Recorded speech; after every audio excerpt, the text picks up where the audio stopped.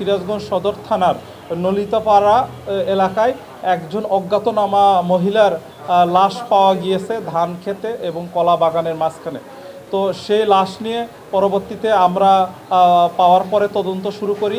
আমরা প্রথমে আমাদের বিভিন্ন সংস্থা সহ আমরা একই সাথে জয়েন্টলি কাজ করি এবং কাজ করার পর্যায়ে প্রথমে তার আমরা পরিচয় নিশ্চিত হই এবং পরিচয় নিশ্চিত হয়ে জানতে পারি যে ওই মহিলার ভিকটিম যে মহিলার নাম হচ্ছে মোসাম্মদ মরিয়ম বেগম। তার বয়স হচ্ছে 48 বছর। আমরা চৌকশে একটা টিম গঠন করি এবং তথ্য প্রযুক্তির সহায়তায় আমরা দেখতে পাই যে এই মহিলার সাথে আমাদের যে আসামি, যে ধৃত আসামি আমরা ধরেছি সোহেল রানা, ওনার একটা প্রেমের সম্পর্ক, অস্বাভাবিক সম্পর্ক একটা ছিল।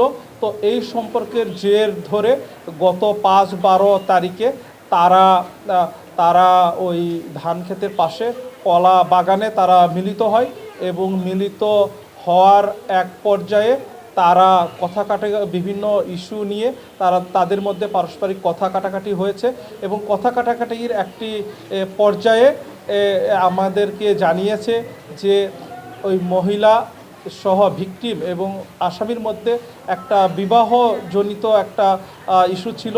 ওই মহিলা একে বিবাহ করতে চেয়েছিল বলে এরকম বিভিন্ন ইস্যুতে তাদের মধ্যে কথা কাটাকাটি হয় এবং কথা কাটাকাটির এক পর্যায়ে এই মহিলাকে, ভিকটিমকে, আমাদের যে ধৃত আসামি সে তার ওড়না দিয়ে দুই পাশে শ্বাসরোধ করে তাকে হত্যা করেছে এবং হত্যা করার পরে সে এই লাশটি বিভিন্ন গুম করার উদ্দেশ্যে সে কলাপাতা সহ বিভিন্ন জিনিস দিয়ে সে তাকে ঢেকে রেখেছে।